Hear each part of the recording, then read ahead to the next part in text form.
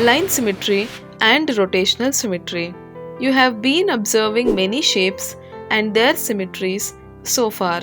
By now, you would have understood that some shapes have only line symmetry, some have only rotational symmetry, and some have both line symmetry and rotational symmetry. The circle is the most perfect symmetrical figure because it can be rotated around its center through any angle, and at the same time it has unlimited number of lines of symmetry. Observe any circle pattern. Every line through the center, that is every diameter, forms a line of reflectional symmetry, and it has rotational symmetry around the center for every angle. Now we shall see what and how much we have learnt.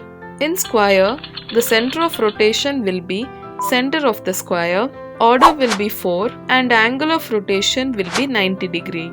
In rectangle, center of rotation will be center of the rectangle, order will be 2, and angle of rotation will be 180 degree.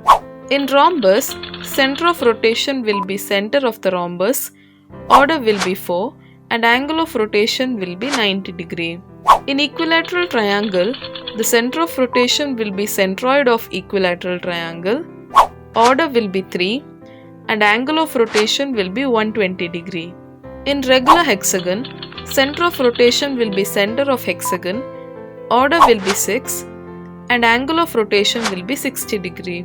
In circle, center of rotation will be center of circle, order will be infinite, and angle of rotation will be for all angles. In semicircle, the center of rotation will be center of diameter of semicircle, order will be 1, and angle of rotation will be 360 degree.